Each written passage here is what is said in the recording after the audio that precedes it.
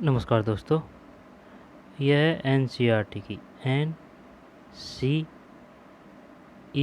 की कक्षा 7 की पाठ्य पुस्तक है पॉलिटिकल की। ठीक है ना। इसमें अपना पाठ है कौन सा, बाजार में कमीज। शानदार बुक है, ऑथेंटिक बुक है, परीक्षा की दृष्टि से काफ़ी महत्वपूर्ण है। क्योंकि अगर समझ वाले क्वेश्चन आ गए, कथन कारण वाले क्वेश्चन आ जाएंगे ना, तो मामला गोल हो जाएगा। ठीक है, कि जैसे कि कौन से कथन सत्य है, 1 2 3 4, या फिर कथन कारण की व्याख्या कर रहा है या नहीं कर रहा है, ऐसे क्वेश्चन आएंगे। तो चलिए शुरू करते हैं। बाजार में एक कमीज। बाजार में एक कमीज, फोटो दे रखे हैं एक कमीज में। ये शायद सूत कातरा है और इधर कपास है। ये कपड़ा व्यापारी है, ये कपास को तैयार कर रहे हैं, तोड़ रहे हैं। ये कपास आ रही है खेत में भरपूर मात्रा में। फिर ये कपास लाई जा रही है फैक्ट्री वगैरह हो, नहीं मंडी में ले जा रही है बेचने के लिए। मंडी से जाती है फिर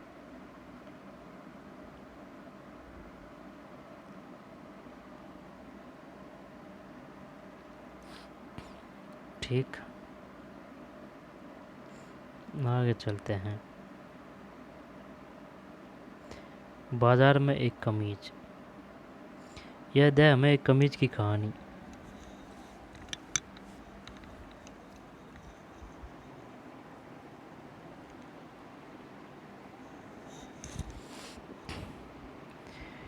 यह बाजार हमें एक कमीज की कहा यह दे हमें एक कमीज की कहानी बताता है। यह कहानी कपास के उत्पादन से प्रारंभ होती है और कमीज के बिकने पर खत्म हो जाती है। आइए हम देखें कि बाजारों की श्रृंखला कपास उगाने वाले और सुपर बाजार में कमीज खरीदने वाले से कैसे जोड़ देती है। इस श्रृंखला में हर कड़ी के साथ खरीदना और बेचना जुड़ा हुआ है। खरीदना और बेचना, खरीदना और बेचना जुड़ा हुआ है। क्या इससे सबको बराबर लाभ होता है या कुछ को दूसरों की अपेक्षा अधिक लाभ होता है, हम ये पता लगाने का प्रयत्न करेंगे। ये कुछ को दूसरों की अपेक्षा अधिक लाभ होता है, हम ये पता लगाने का प्रयत्न करेंगे।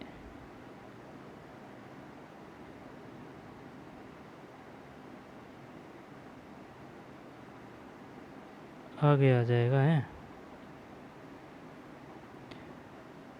कुरनूल में कपास उगाने वाली एक किसान। कुरनूल में कपास उगाने वाली एक किसान। सपना जो कुंडूल यानी कि आंध्र प्रदेश की एक छोटी किसान है। कुंडूल कहाँ है, आंध्र प्रदेश की एक छोटी किसान है। अपने छोटे से खेत में कपास उगाती है। कपास के पौधे पर आए डोडे पक रहे हैं, उनमें से कुछ चटक भी चुके हैं, इसलिए सपना रुई चुनने में व्यस्त है। डोडे जिनमें रुई भरी है एक साथ चटक कर नहीं खुलते, इसलिए रुई की फसल इकट्ठा करने के लिए कई दिन का समय लग जाता है। रुई एकत्र हो जाने के बाद सपना उसे अपने पति के साथ कुन्नूल के कपास बाजार में ले जाकर एक स्थानीय व्यापारी के पास ले जाती है। कपास बाजार में ले जाकर फसल की बोनी शुरू करने के समय स्वप्ना ने व्यापारी से खेती करने के लिए बीज, खाद, कीटनाशक आदि खरीदने के लिए बहुत ऊंची ब्याज दर पर यानी कि 2500 रुपये कर्ज पर लिए थे। उस समय स्थानीय व्यापारी ने स्वप्ना को एक शर्त मानने के लिए यह सहमत कर लिया था कि उसने स्वप्ना से वादा करवा लिया था कि वह अपनी सारी रुई उसे ही बेचेगी। कपास की खेती में बहुत अधिक निवेश करने की जरूरत पड़ती है, जैसे कि उर्वरक, कीटनाशक आदि। इन पर किसानों को काफ़ी व्यय करना पड़ता है। प्राय छोटे किसानों को इन खर्चों की पूर्ति करने के लिए पैसा उधार लेना पड़ता है। व्यापारी के परिसर में इसके 2 आदमी रुई के बोरे तोल रहे थे। व्यापारी के परिसर में इसके 2 आदमी रुई के बोरे तोल रहे थे। 1500 प्रति क्विंटल के हिसाब से रुई 6000 की हुई। व्यापारी के परिसर में उसके 2 आदमी रुई के बोरे तोल रहे थे 1500 प्रति क्विंटल के हिसाब से। व्यापारी ने दिए हुए ऋण तथा ब्याज के 3,000 काट लिए और स्वप्ना को 3,000 ही दिए। स्वप्ना केवल 3,000। व्यापारी, रुई बहुत सस्ती बिक रही है, बाजार में बहुत रुई आ गई है। व्यापारी बोल रहा है। स्वप्ना, इस रुई को उगाने में मैंने 4 महीने तक जी तोड़ मेहनत की है और आप देखिए इस बार रुई कितनी बढ़िया और साफ है। इस बार मुझे बेहतर कीमत मिलने की उम्मीद थी। व्यापारी, अम्मा मैं आपको अच्छी कीमत दे रहा हूँ, दूसरे व्यापारी इतना भी नहीं देंगे। आपको मेरा विश्वास नहीं हो तो कुरनूल के बाजार में जाकर पता लगा आओ। स्वप्ना, नाराज न हो, मैं भला आप पर कैसे संदेह कर सकती हूँ। मैं तो केवल उम्मीद की थी कि इस बार रुई की फसल में इतनी आमदनी हो जाएगी कुछ महीनों को गुजारा चल सके। यद्यपि स्वप्ना जानती है कि कपास कम से कम 1800 प्रति क्विंटल में बिकेगी, लेकिन वह आगे बहस नहीं करती। व्यापारी गांव का शक्तिशाली आदमी है और किसानों को कर्जों के लिए उस पर निर्भर रहना पड़ता है, न केवल खेती के लिए वरन अन्य आवश्यकताओं के लिए भी, जैसे बीमारी, बच्चों के स्कूल की फीस आदि। फिर वर्ष में ऐसा समय भी आता है जब किसानों को कोई काम नहीं मिलता है और उनकी कोई आय भी नहीं होती। उस समय केवल ऋण लेकर यही जीवित रहा जा सकता है। कपास की पैदावार करके भी स्वप्ना की आय उस आय से बस थोड़ी ही ज़्यादा है। कपास की पैदावार करके भी स्वप्ना की आय उस आय से बस थोड़ी सी ही ज़्यादा है जो वह मजदूरी करके कमा लेती है।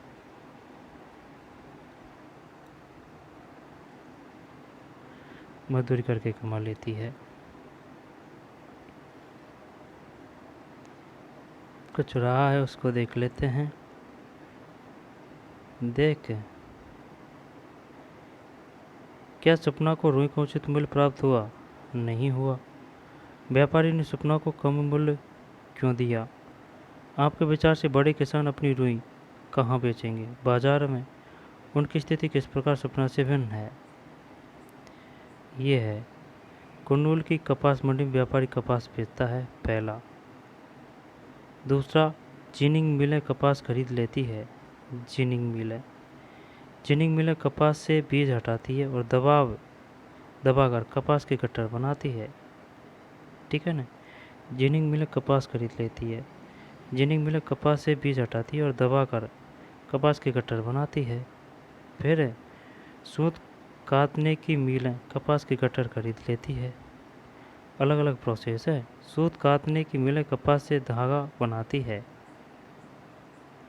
कपास के गट्ठर खरीद लेती है। सूत काटने की मिलें कपास से धागा बनाती है, सूत काटने की मिलें व्यापारियों को धागा बेच देती है, व्यापारियों को धागा बेच देती है। आगे चलते हैं।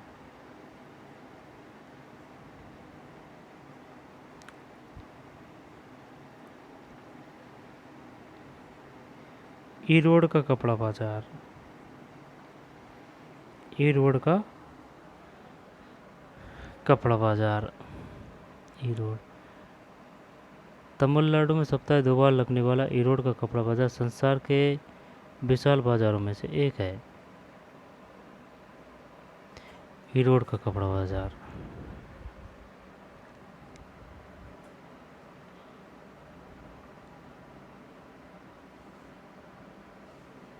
ईरोड का कपड़ा बाजार। ईरोड कहाँ है? तमिलनाडु में भाई। सप्ताह में 2 बार लगने वाला ईरोड का कपड़ा बाजार संसार के विशाल बाजारों में से एक है। इस बाजार में कई प्रकार का कपड़ा बेचा जाता है। आसपास के गांवों में बुनकरों द्वारा बनाया गया कपड़ा भी इस बाजार में बिकने के लिए आता है। बाजार के पास कपड़ा व्यापारियों के कार्यालय है। बाजार के पास कपड़ा व्यापारियों के कार्यालय है जो इस कपड़े को खरीदते हैं। दक्षिण भारत के शहरों के अन्य व्यापारी भी इस बाजार में कपड़ा खरीदने आते हैं। 1 मिनट। सप्ताह में 2 बार लगने वाला ईरोड का कपड़ा बाजार संसार के विशाल बाजारों में से एक है। इस बाजार में कई प्रकार का कपड़ा बेचा जाता है।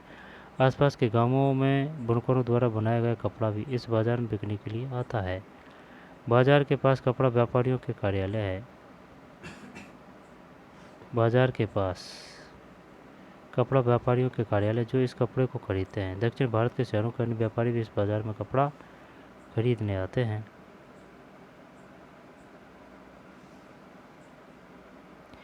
बाजार के दिनों में आपको वे बुनकर भी मिलेंगे जो व्यापारियों के ऑर्डर के अनुसार कपड़ा बनाकर यहाँ लाते हैं। ये व्यापारी देश व विदेश के वस्त्र निर्माताओं और निर्यातकों को उनके ऑर्डर के अनुसार कपड़ा उपलब्ध कराते हैं। बाजार के दिनों में आपको वे बुनकर भी मिलेंगे जो व्यापारियों के ऑर्डर के अनुसार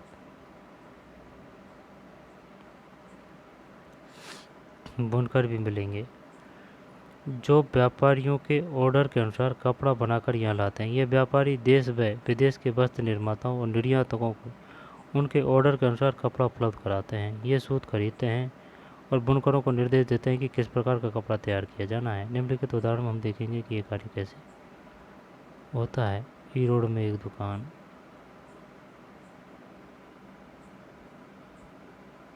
ई रोड में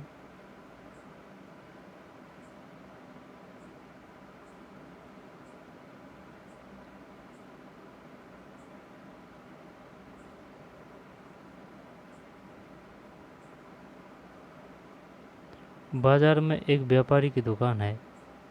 यह एक व्यापारिक दुकान है। कई सालों में इन व्यापारियों ने देश भर के वस्त्र निर्माताओं से संपर्क स्थापित कर लिए जिनसे उन्हें ऑर्डर मिलते रहते हैं। वे अन्य लोगों से सूत खरीद लाते हैं। 1 नंबर, ठीक, MMD टैक्स। फिर कपड़ा बुनने वाले बुनकर आसपास के गांवों में रहते हैं। वे इन व्यापारियों से सूत ले आते हैं। बुनाई करने के करके रखने के लिए उन्होंने अपने घरों के पास ये व्यवस्था कर रखी है। इस तस्वीर में आप ऐसे ही घर में रखे हुए पावलूम बिजली चालित करघे को देख सकते हैं। बुनकर अपने परिवार के साथ इन करघों पर कई घंटों तक काम करते हैं। बुनाई की अधिकतर ऐसी इकाइयों में 2 से लेकर 8 करघे तक होते हैं।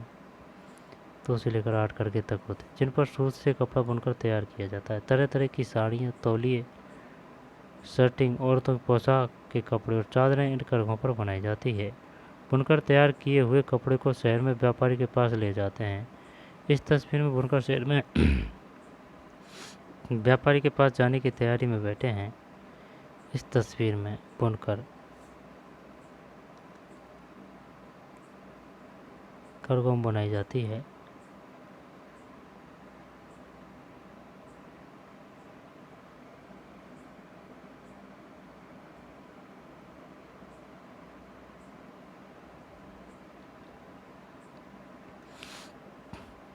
बुनकर तैयार किए हुए कपड़े को शहर में व्यापारी के पास ले जाते हैं। इस तस्वीर में बुनकर शहर में व्यापारी के पास जाने की तैयारी बैठे हैं। व्यापारी यह हिसाब रखता है कि उन्हें कितना सूत दिया गया था और बुने हुए कपड़े का भुगतान उन्हें कर देता है।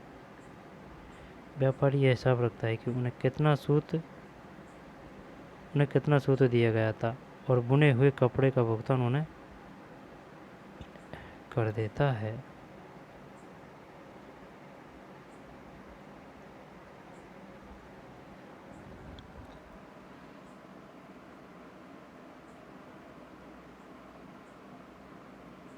ठीक,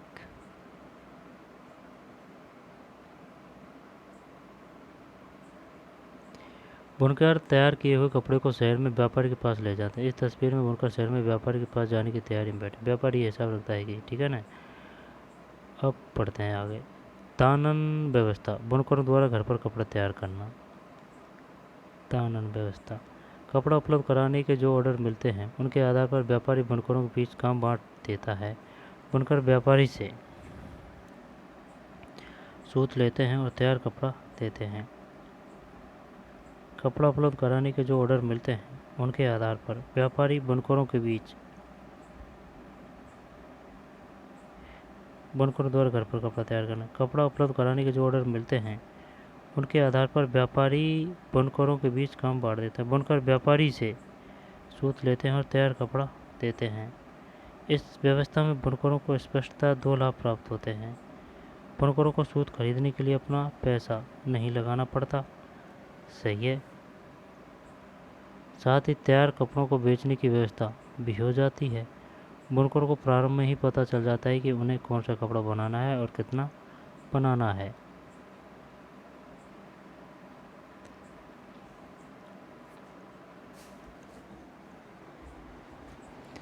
कच्चे माल को प्राप्त करने और तैयार माल की बिक्री के लिए भी व्यापारियों पर बनी निर्भरता के चलते व्यापारियों को बहुत वर्चस्व बन जाता है। वे ऑर्डर देते हैं कि क्या कपड़ा बनाया जाना है और इसके लिए वे बहुत कम मूल्य देते हैं। बुनकरों के पास यह जानने का कोई साधन नहीं है कि वे किसके लिए कपड़ा बना रहे हैं।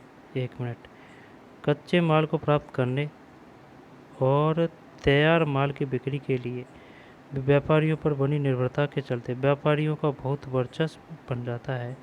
वे ऑर्डर देते हैं कि क्या कपड़ा बनाया जाना है और इसके लिए बहुत कम मूल्य देते हैं, बहुत कम मूल्य। बुनकरों के पास यह जानने का कोई साधन नहीं है कि वे किसके लिए कपड़ा बना रहे हैं और वह किस कीमत पर बेचा जाएगा। ये तो गलत है यार, किस कीमत पर बेचा जाएगा, यानी वो तो बनाना काम है बस इनका। कपड़ा बाजार में व्यापारी यह कपड़ा पहनने के वस्त्र बनाने के कारखानों को बेचते हैं। इस तरह से बाजार का झुकाव व्यापारियों के हित में ही अधिक होता है। बुनकर अपनी सारी जमा पूंजी लगाकर या ऊंची ब्याज दर पर ऋण लेकर करघे खरीदते हैं। एक करघे का मूल्य 20,000 है, इसलिए छोटे बुनकर को भी 2 करघों के लिए लगभग 40,000 का निवेश करना पड़ता है। इन करघों पर अकेले काम नहीं किया जा सकता। कपड़ा बनाने के लिए बुनकर और परिवार के दूसरे वयस्क सदस्यों को दिन में 12 घंटे तक काम करना पड़ता है। इस पूरे कार्य द्वारा वे महीने में लगभग 3500 ही कमा पाते हैं। तो गलत है यार, 3500 ही कमा पाते हैं। वे महीने में लगभग 3500 ही कमा पाते हैं। व्यापारी और बुनकरों के बीच की व्यवस्था दानन व्यवस्था, पुटिंग आउट सिस्टम। दानन व्यवस्था, दानन व्यवस्था। पुटिंग आउट सिस्टम किसे कहते हैं? पुटिंग आउट सिस्टम का एक उदाहरण है जहां व्यापारी कच्चा माल देता है और उसे तैयार माल प्राप्त होता है। भारत के अनेक क्षेत्रों में कपड़ा बुनाई के उद्योग में यह व्यवस्था प्रचलित है।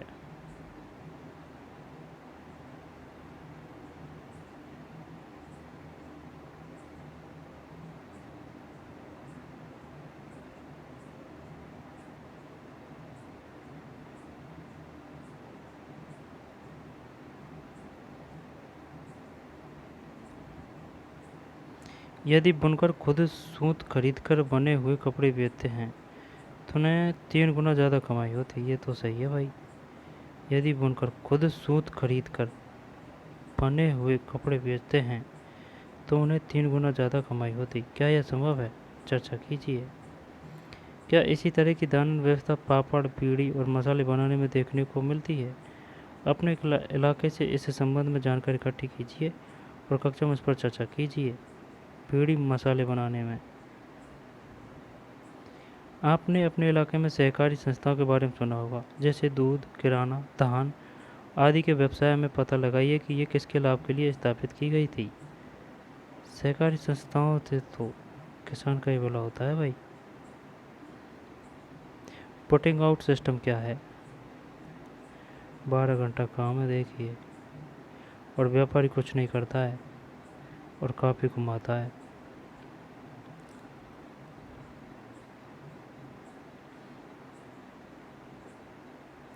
बुनकर सहकारी संस्थाएं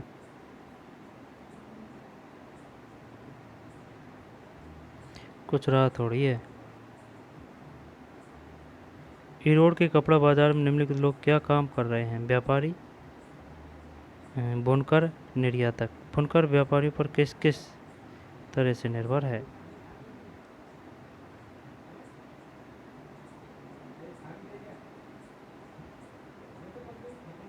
ठीक, आगे चलते हैं।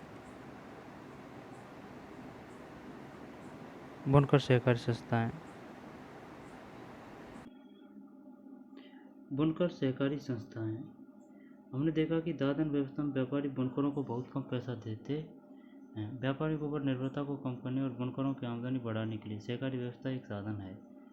एक सहकारी संस्था में वे लोग जिनके हित समान हैं इकट्ठे होकर परस्पर लाभ के लिए काम करते हैं। बुनकरों की सहकारी संस्था में बुनकर एक समूह बनाकर कुछ गतिविधियां सामूहिक रूप से करते हैं। वे सूत व्यापारी से सूत प्राप्त करते हैं और उसे बुनकरों में बांट देते हैं। सहकारी संस्था विक्रय का कार्य भी करती है। इस तरह व्यापारी की भूमिका समाप्त हो जाती है और बुनकरों को कपड़ों का उचित मूल्य प्राप्त होता है। ये सही है भाई। सहकारी, कभी कभी सरकार उचित मूल्य पर सहकारी संस्थाओं से कपड़ा खरीदकर उनकी मदद करती है।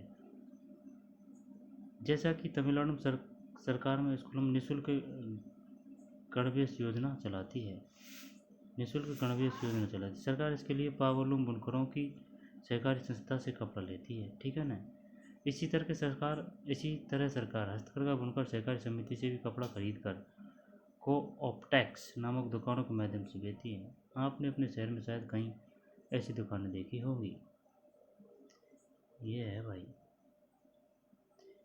ड्रेस फ्री दी जाती है तमिलनाडु में सरकारी स्कूल में। एक ही गवर्नमेंट फैक्ट्री में महिला मजदूर बटन टाँक रही है। बुनकर सहकारी संस्थाएं। कोऑप्टेक्स क्या है? कोऑप्टेक्स नामक दुकानों के माध्यम से बेचती है। हस्तकरघा बुनकर सहकारी समिति से भी कपड़ा खरीदकर कोऑप्टेक्स नामक दुकानों के माध्यम से बेचती है। आपने अपने शहर में शायद कई ऐसी दुकानें देखी होंगी। यहाँ से बाद में पढ़ेंगे। दिल्ली के निकट वस्त्र निर्यात करने का कारखाना।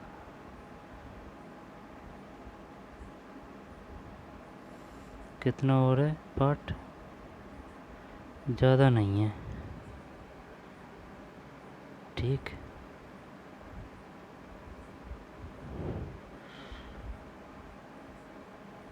ये फोटो तो पहले भी आ चुका है।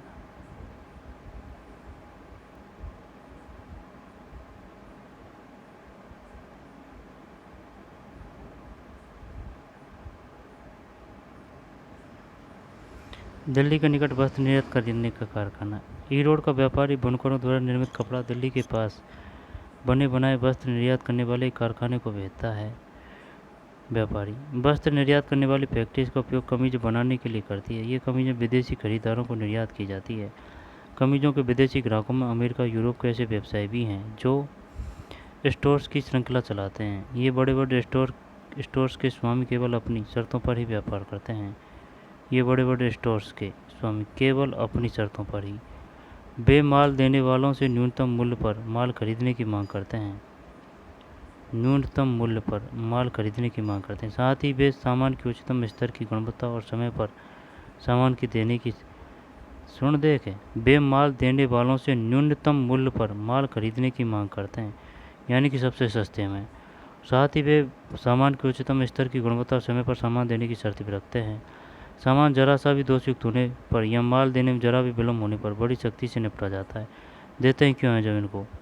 इसलिए निर्यातक इन शक्तिशाली ग्राहकों द्वारा निश्चित की गई शर्तों को भरसक पूरा करने की कोशिश करते हैं। ग्राहकों की ओर से इस प्रकार के बढ़ते दबाव के कारण वस्त्र निर्यात करने वाले कारखानों खर्चे में कटौती करने का प्रयत्न करते हैं। वे काम करने वालों को जहां तक संभव हो सके न्यूनतम मजदूरी देकर अधिकतम कमा लेते हैं। इस तरह से वे अपना लाभ तो बढ़ाते ही हैं और विदेशी ग्राहकों को भी सस्ते दामों पर वस्त्र देते हैं और शोषण होता है अपना। विदेशों में खरीदार वस्त्र निर्यात करने वालों से क्या क्या अपेक्षा रखते हैं? वस्त्र निर्यातक इन शर्तों को क्यों स्वीकार कर लेते हैं? वस्त्र निर्यातक विदेशी खरीदारों की शर्तों को किस प्रकार पूरा करते हैं? सस्ते दामों पर वस्त्र देते हैं। इम्पैक्ट गारमेंट फैक्ट्री में 70 कामगार हैं। इनमें से अधिकांश महिलाएं। इनमें से अधिकतर कामगारों को अस्थायी रूप से काम पर लगाया गया है। इसका अर्थ यह है कि जब भी फैक्ट्री मालिक को लगे कि कामगार की आवश्यकता नहीं है, वह उसे जाने को कह सकता है। कामगारों की मजदूरी उनके कौशल के अनुसार तय की जाती है। काम करने वालों में अधिकतर वेतन दर्जी को मिलता है, जो लोग 3000 प्रतिमाह। 3000 प्रतिमाह से क्या होता है? कुछ नहीं होता है। स्त्रियों को सहायक के रूप में धागे काटने, बटन टाँकने, इस्त्री करने, पैकिंग करने के लिए काम पर रखा जाता है। इन कामों के लिए न्यूनतम मजदूरी दी जाती है। दर्जी को 3000 प्रतिमाह। इस्त्री करना, प्रेस, एक ड्रेस पे 1.5 रुपया। और आजकल बाज़ार में अगर ड्रेस करवाते हैं तो एक ड्रेस पे 10 रुपये लेते हैं प्रेस के। आई बात समझ में? जांच करना 2000 प्रतिमाह। धागे काटना, बटन लगाना 1500 प्रतिमाह। कुछ नहीं होता है 1500 प्रतिमाह में। इम्पैक्ट गवर्नमेंट फैक्ट्री में अधिक संख्या में महिलाओं को काम पर क्यों रखा गया होगा? चर्चा कीजिए। मंत्री को संबोधित करते हुए एक पत्र लिखकर आपके विचार में मजदूरों के लिए जो उचित भुगतान है उसकी मांग कीजिए। नीचे दी गई कमीज के चित्र में दिखाया गया कि व्यवसायी को कितना मुनाफा हुआ उसको कितना खर्च उठाना पड़ा। यदि कमीज का लागत मूल्य 600 है तो इस चित्र से जानिए कि इस कमीज की कीमत में क्या क्या शामिल होता है। संयुक्त राज्य अमेरिका में वह कमीज। संयुक्त राज्य अमेरिका के कपड़ों की एक बड़ी दुकान पर बहुत सी कमीजें प्रदर्शित की गई। इनकी कीमत $26 रखी गई, अर्थात हर कमीज $26 यानी 1800 रुपये में बेची जाएगी। 1800 रुपये में। दिए गए चित्र के अनुसार रेगिस्तान की पूर्ति। कमीजों के व्यवसायी ने दिल्ली के वस्त्र निर्यात से कमीजें प्रति कमीज के हिसाब से खरीदी, फिर उसने संचार साधनों द्वारा विज्ञापन के लिए खर्च किए। इसके बाद लगभग प्रति कमीज स्टोर में रखने, दर्शन व अनुबंध में खर्च किए। इस तरह से इस व्यक्ति को कमीज 900 लागत की पड़ी, जबकि वह उसे 1800 में बेचता है। एक कमीज पर उसे कम मुनाफा, वह दुगुना का फर्क पड़ गया। वह जितनी अधिक संख्या में कमीजें बेचेगा उसे उतना ही अधिक लाभ होगा। वस्त्र निर्यातक ने 300 प्रति कमीज के हिसाब से कमीजें बेची, 300 में बेची है, भाई बात समझ में। और वो बेच रहा है 1800 में कमीजें बेची। कपड़ा व कमीज में लगने वाले अन्य कच्चे माल का मूल्य 100 रुपये प्रति कमीज के हिसाब से पड़ा।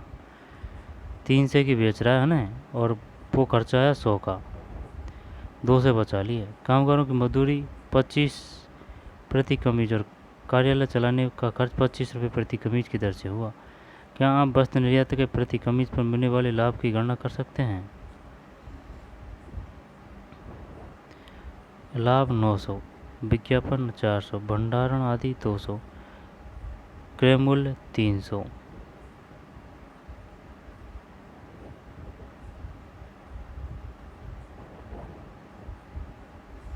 गारमेंट फैक्ट्री के मजदूर गारमेंट के निर्यातक और विदेशी बाजार के व्यवसायी ने प्रत्येक कमीज पर कितना पैसा कमाया, तुलना करके पता लगाइए। व्यवसायी बाजार में ऊंचा मुनाफा कमा पाता है, इसका क्या कारण है? आपने विज्ञापन वाला अध्याय पढ़ा है। चर्चा कीजिए कि व्यवसायी प्रत्येक कमीज पर विज्ञापन के लिए 300 की राशि क्यों खर्च करता है।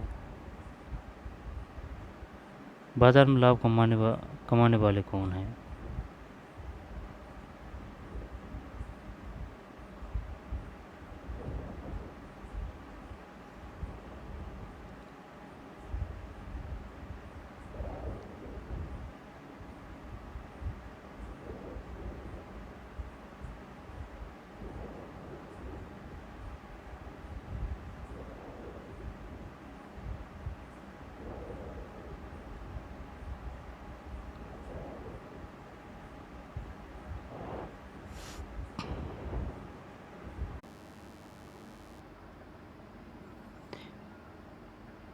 दोबारा देखते हैं। दिल्ली के निकट वस्त्र निर्यात करने का कारखाना। भाई देखिए, ये पाठ है अपना, क्या नाम है पाठ का? पाठ का नाम है बाजार में कमीज। यह अध्याय हमें एक कमीज की कहानी बताता है। यह कहानी कपास के उत्पादन से प्रारंभ होती है और कमीज के बिकने पर खत्म हो जाती है। आइए हम देखें कि बाजारों की श्रृंखला कपास उगाने वाले को सुपर बाजार में कमीज खरीदने वाले से कैसे जोड़ देती है। इस श्रृंखला में हर कड़ी के साथ खरीदना और बेचना जुड़ा हुआ है। क्या इससे सबको बराबर लाभ होता है या कुछ को दूसरों की अपेक्षा अधिक लाभ होता है? हम यह पता लगाने का प्रयत्न करेंगे। करनूल में कपास उगाने वाली एक किसान। करनूल की कपास मंडी में व्यापारी कपास बेचता है। जिनिंग मिलें कपास खरीद लेती है। जिनिंग मिलें कपास से बीज हटाती है, दबाकर कपास के गट्टर बनाती है। 4. सूत काटने की मिलें कपास के गट्टर खरीद लेती है। 5. सूत काटने की मिलें कपास से धागा बनाती है। 6. सूत काटने की मिलें व्यापारियों को धागा बेच देती है। ठीक है ना, व्यापारी सपना। आगे चलते हैं। ई रोड का कपड़ा बाजार। ई रोड का कपड़ा बाजार है भाई ये। इसके बाद में ये बनाने के काम करते हैं।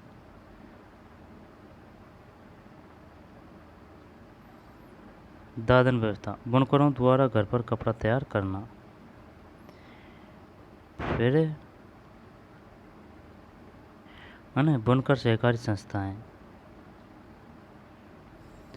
हमने देखा कि दादन व्यवस्था में व्यापारी बुनकरों को बहुत पैसा देते हैं, बुनकरों को बहुत कम पैसा देते हैं। व्यापारियों के ऊपर निर्भरता को कम करने और बुनकरों की आमदनी बढ़ाने के लिए सहकारी व्यवस्था एक साधन है। एक सहकारी व्यवस्था में वे लोग जिनके हित समान हैं इकट्ठे होकर परस्पर लाभ के लिए काम करते हैं। बुनकरों की सहकारी संस्था बुनकर एक समूह बनाकर कुछ गतिविधियां सामूहिक रूप से करते हैं। वे सूत व्यापारी से सूत प्राप्त करते हैं और उसे बुनकरों में बांट देते हैं। सहकारी संस्था विक्रय का कार्य भी करती है। इस तरह व्यापारी की भूमिका समाप्त हो जाती है और बुनकरों को कपड़ों का उचित मूल्य प्राप्त होता है।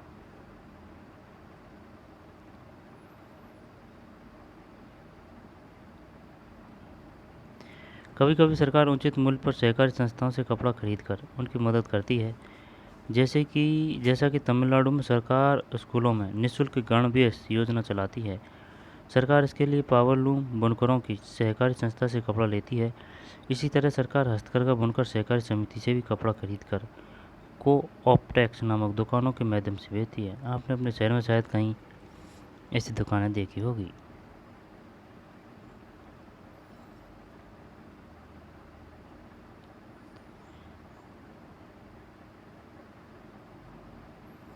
ये बटन वगैरह लगा रहे हैं।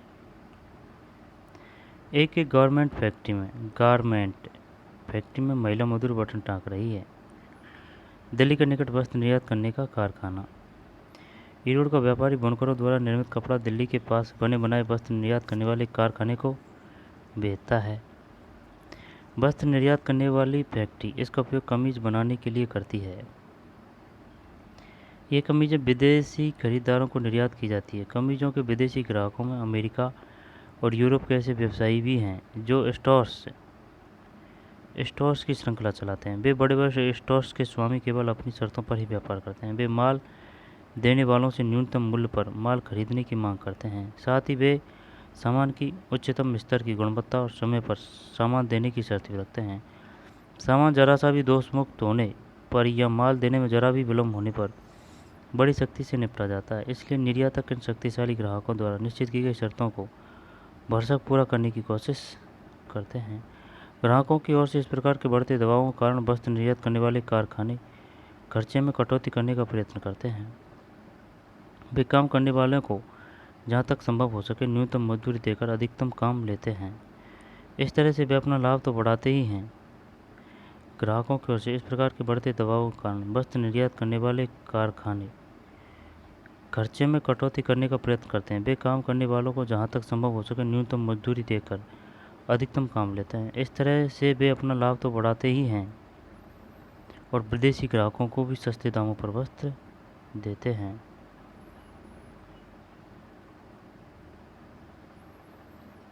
यानी गरीब को और गरीब करते हैं ये। विदेशों में खरीदार वस्त्र निर्यात करने वालों से क्या क्या अपेक्षाएं रखते हैं? वस्त्र निर्यातक इन शर्तों को क्यों स्वीकार कर लेते हैं? वस्त्र निर्यातक विदेशी खरीदारों की शर्तों को किस प्रकार पूरा करते हैं? इम्पैक्ट गारमेंट फैक्ट्री में चित्र कामगार है। इनमें से अधिकांश महिलाएं। इनमें से अधिकतर कामगारों को अस्थायी रूप से काम पर लगाया जाता है। ये सरकारी नहीं है, ये आईवसम नाम है, ये निजी फैक्ट्री है कोई। इस इम्पैक्ट का गारमेंट फैक्ट्री में 70 कामगार। इनमें से अधिकांश महिलाएं। इनमें से अधिकतर कामगारों को अस्थायी रूप से काम पर लगाया गया है। इसका अर्थ यह है कि जब भी फैक्ट्री मालिक को लगे कि कामगार की आवश्यकता नहीं है वह उसे जाने को कह सकता है। कामगारों की मजदूरी उनके कौशल के अनुसार तय की जाती है। काम करने वालों में अधिकतम वेतन दर्जी को मिलता है जो लगभग 3000 प्रति माह होता है। इसका मतलब ये हुआ पर डे का 100 रुपया। पर डे का 100 रुपया कोई नहीं लेता है आज के ज़माने में। आई बात समझ में? यहाँ अगर बाजरा कटाई की बात की जाए तो ना 400 रुपये से कम तो कोई नहीं लेता है, चाहे वो बेलदारी का हो चाहे वो मजदूर का हो या फिर फसल कटाई को। और फसल कटाई में तो कभी कभी 500 तक रेट हो जाती है क्योंकि मजदूर नहीं मिल पाते हैं। लेकिन यह 10-15 दिन ही तक होते हैं ये जो बड़म्बा रहता है फसल का। इसके बाद में फिर कुछ काम नहीं होता है होने को तो, लेकिन रेट वही है 4 से। निराई गुड़ाई की होती है लेकिन उसमें 3 से है, 2.5 से या 3 से पर डे का। 100 तो किसी का भी नहीं है भाई। गाँवों की बात है राजस्थान। इम्पैक्ट गारमेंट फैक्ट्री में 70 कामगार है। उनमें से अधिकांश है ना ये 3000 प्रति माह होता है। स्त्रियों को सहायक के रूप में धागे काटने बटन छाटने, इस्त्री करने, पैकिंग करने के लिए काम पर रखा जाता है। इन कामों के लिए न्यूनतम मजदूरी दी जाती है। मजदूरों का भुगतान यानी कि दर्जी को दिया जाता है 3,000 प्रति माह।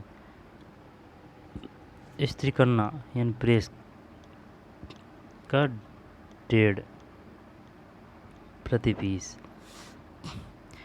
एक ही प्रति पीस का 10 रुपये हैं अब अगर कराने जाएं बाज़ार में तो। जांच करना 2,000 प्रति माह। धागे काटना, बटन लगाना 1,500 प्रति माह। इम्पैक्स गारमेंट फैक्ट्री में अधिक संख्या में महिलाओं को काम पर क्यों रखा गया होगा, चर्चा कीजिए।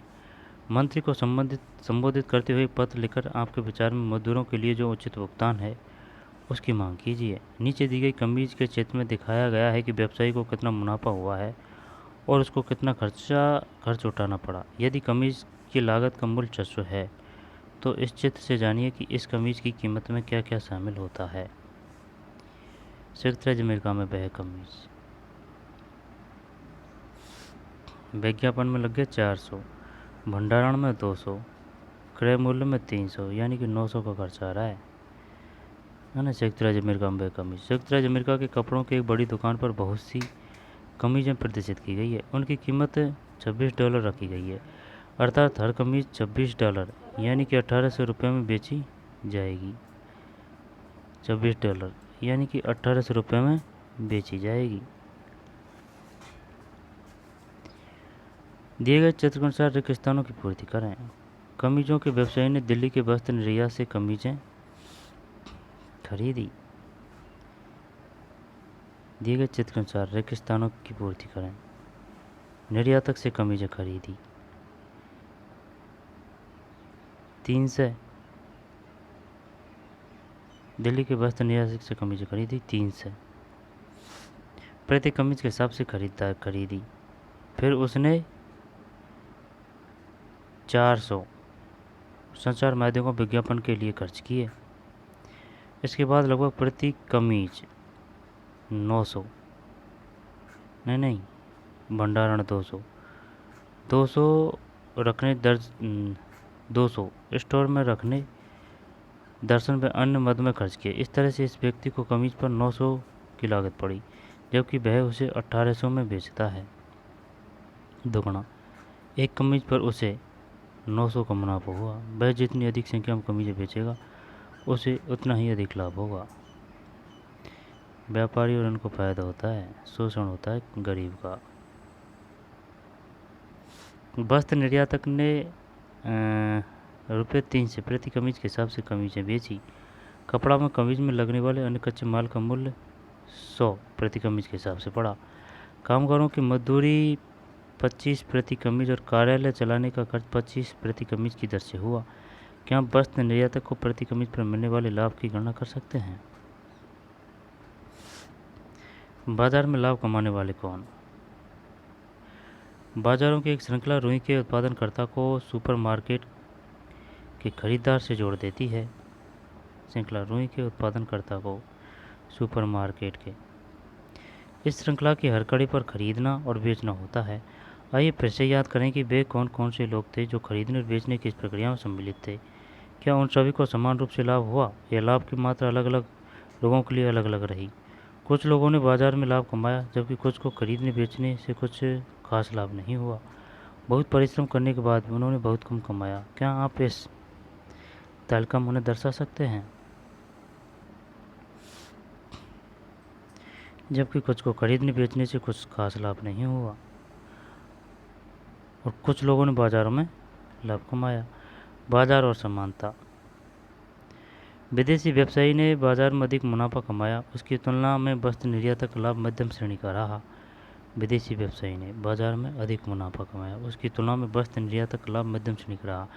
दूसरी ओर वस्त्र निर्यातक फैक्ट्री के कामगार मुश्किल से केवल अपनी रोजमर्रा की जरूरतों की पूर्ति लायक ही कमा सके।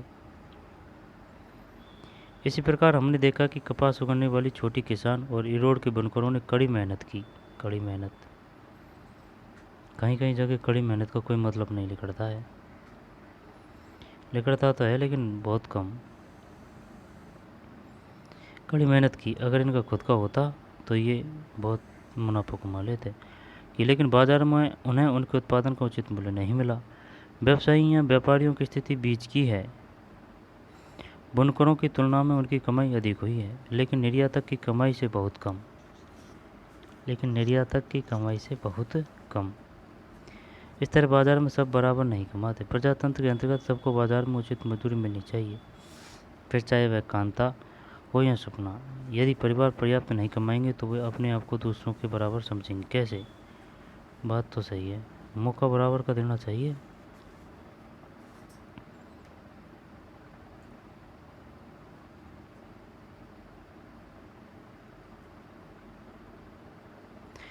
क्या आप यह जानते हैं कि आप जो रेडीमेड वस्त्र खरीदते हैं उनके पीछे कितने अलग अलग लोगों का प्रयास रहता है? एक और बाजार लोगों को काम करने, उन चीज़ों को बनाने और बेचने के अवसर देता है जो वे उगाते हैं, बनाते हैं। किसान यहाँ रुई बेच सकता है तो बुनकर अपना बनाया हुआ कपड़ा। दूसरी ओर बाजार में धनवान और शक्तिशाली लोग ही प्राय सर्वाधिक कमाई करते हैं। ये वे लोग हैं जिनके पास पैसा है, अपने कारखाने में बड़ी बड़ी दुकानें और बहुत ज़मीनें हैं। गरीबों को अनेक चीज़ों के लिए धनी और शक्तिशाली लोगों के ऊपर निर्भर रहना पड़ता है। गरीबों को उनके ऊपर ऋण के लिए, जैसा कि छोटी किसान सुपना के मामले में हुआ, कच्चा माल प्राप्त करने और अपना सामान बेचने के लिए, जैसा दादन व्यवस्था में बुनकरों के साथ होता है, और प्राय नौकरी प्राप्त करने के लिए, जैसा कि वस्त्र के कारखाने में कामगारों के साथ हुआ, निर्भर रहना पड़ता है। इस निर्भरता के कारण बाजार में गरीबों का शोषण होता है। इन समस्याओं के समाधान के लिए भी रास्ते हैं, जैसे उत्पादक मिलकर सहकारी संस्था बनाएं, ये सबसे बेस्ट है, और कानूनों का दृढ़ता से पालन हो। सतत विकास लक्ष्य 8, उचित कार्य और आर्थिक वृद्धि। Decent work and economic growth.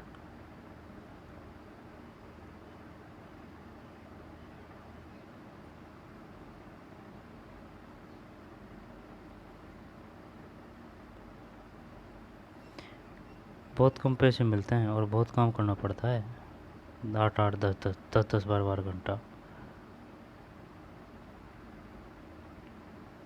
अब ये ऐसे करते हैं कि भाई कुछ करने नहीं करने से बजाय तो यह कुछ कर लें, इस वजह से, और कोई काम नहीं है। ये है ना मेन बात। तो ये पार्ट हो चुका है, अब क्वेश्चन आंसर हैं। सपना ने अपनी रुई करनूल के रुई बाजार में नहीं बेचकर व्यापारी को क्यों बेच दी? वस्त्र निर्यातक कारखाने में काम करने वाले मजदूरों के काम के हालात और उन्हें दी जाने वाली मजदूरी का वर्णन कीजिए। क्या आप सोचते हैं कि मजदूरों के साथ न्याय होता है? ऐसी किसी चीज़ के बारे में सोचिए जिसे हम सब इस्तेमाल करते हैं। चीनी, चाय, दूध, पेन, कागज़, पेंसिल आदि कुछ भी हो सकती है। चर्चा कीजिए कि यह वस्तु बाजारों की किस श्रृंखला से होती हुई आप तक पहुंचती है। क्या आप उन सब लोगों के बारे में सोच सकते हैं जिन्होंने इस वस्तु के उत्पादन व व्यापार में मदद की होगी? यहाँ दिए गए 9 कथनों को सही क्रम में कीजिए और फिर नीचे बनी कपास की डोरियों के चित्रों में सही कथन के अंक भर दीजिए। पहले 2 चित्रों में आपके लिए अंक पहले से ही भर दिए गए हैं। पहले 2 चित्रों में आपके लिए पहले से ही भर दिए गए हैं।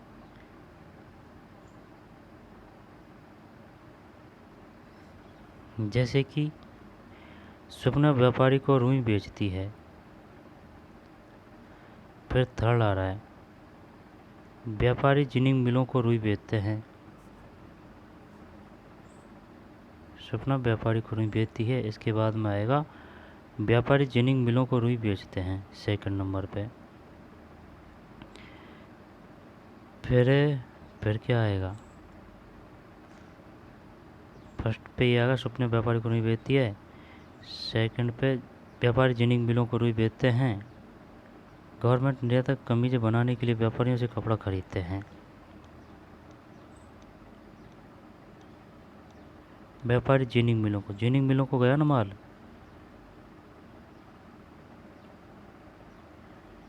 सूत काटने वाली मिलें रुई खरीदती है और सूत के व्यापारी को सूत बेचती है। नहीं, जिनिंग मिलें रुई को साफ करती है और उनके गट्ठर बनाती है। ये है जब एक के बाद में दो, दो के बाद में तीन है। जिनिंग मिलें रुई को साफ करती है, उनके गट्ठर बनाती है। गट्ठर के बाद में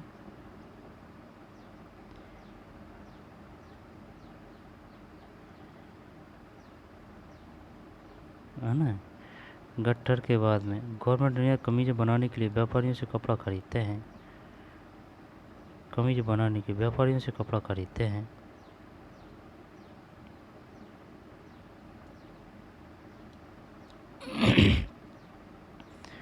तीन के बाद में कौन सा आएगा?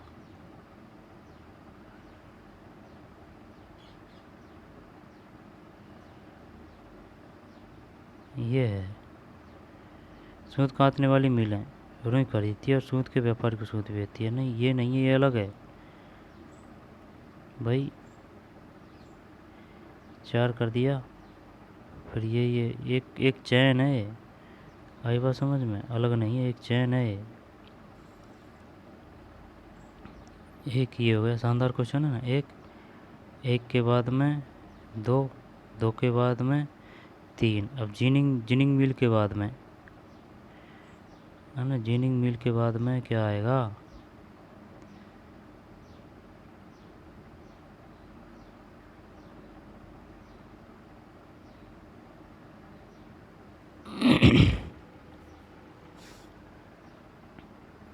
ये आएगा, ये सूत काटने वाली।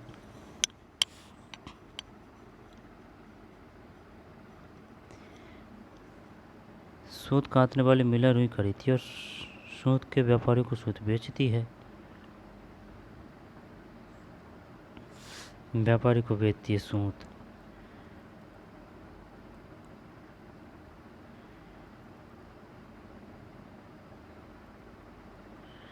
सूत के व्यापारी बुनकरों को सूत देते हैं, है ना, बुनकरों को सूत देते हैं। बुनकर कपड़ा तैयार करके लाते हैं, है ना। फिर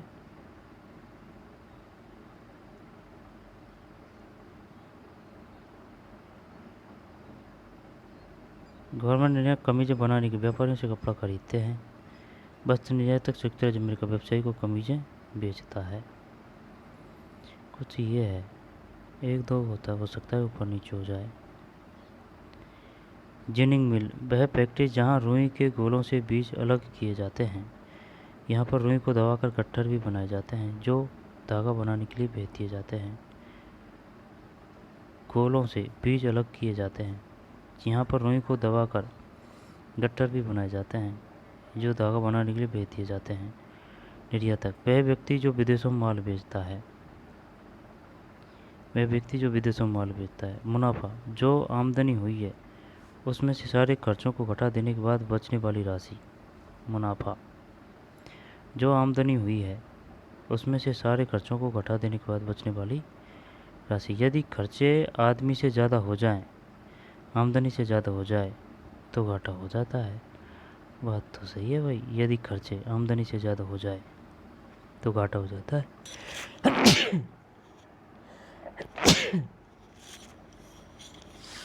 सॉरी। ठीक।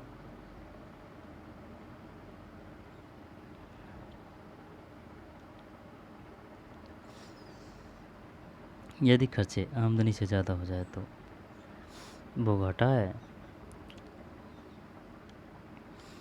वो घाटा है। ठीक।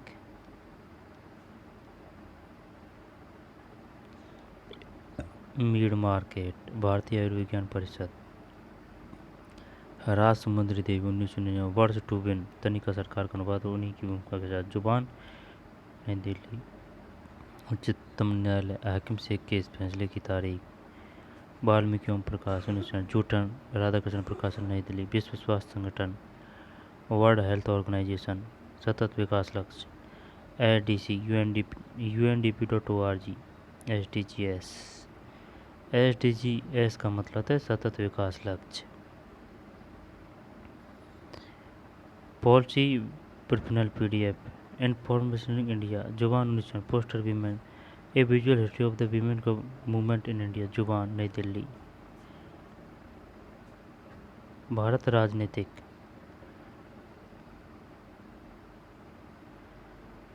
टिप्पणी। ठीक। केरल, तमिलनाडु, है ना, तिरुवनंतपुरम राजधानी तमिलनाडु की, चेन्नई कर्नाटक की, बेंगलोर गोवा, पणजी आंध्र प्रदेश, हैदराबाद है ना, यानम पंडिचेरी उड़ीसा, भुवनेश्वर छत्तीसगढ़, रायपुर महाराष्ट्र, नगर हवेली गुजरात, गांधीनगर भोपाल मध्य प्रदेश, राजस्थान जयपुर, झारखंड रांची, पश्चिम बंगाल कोलकाता।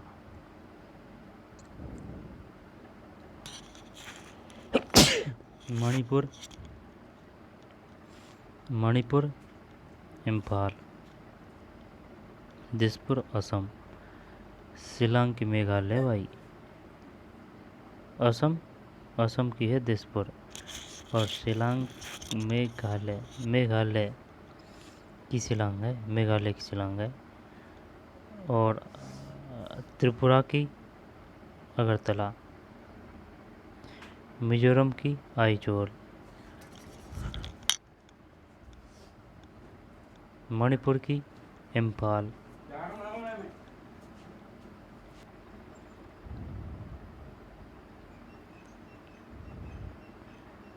मेघालय की शिलांग, असम की दिसपुर, और नागालैंड की कोहिमा, मणिपुर की इम्फाल, मिजोरम की आइजोल, त्रिपुरा की अगरतला, मिजोरम की जो से जो आइजोल, और त्रिपुरा की त्रिपुरा तय अगरतला, मणिपुर इम्फाल, नागालैंड कोहिमा, असम से असम दिसपुर, और मेघालय शिलांग, बिहार पटना, झारखंड रांची, उत्तर प्रदेश लखनऊ, राजस्थान जयपुर है ना, पंजाब चंडीगढ़, शिमला देहरादून, हिमाचल प्रदेश शिमला,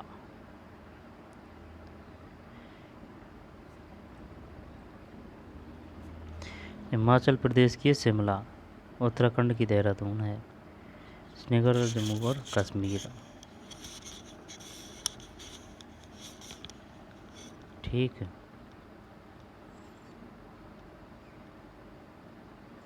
मध्य प्रदेश भोपाल, छत्तीसगढ़ रायपुर, उड़ीसा भुवनेश्वर, गुजरात गांधीनगर,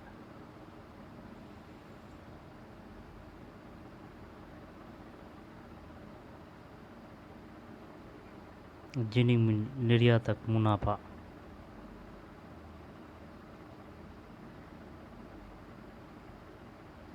ये पाठ था भाई।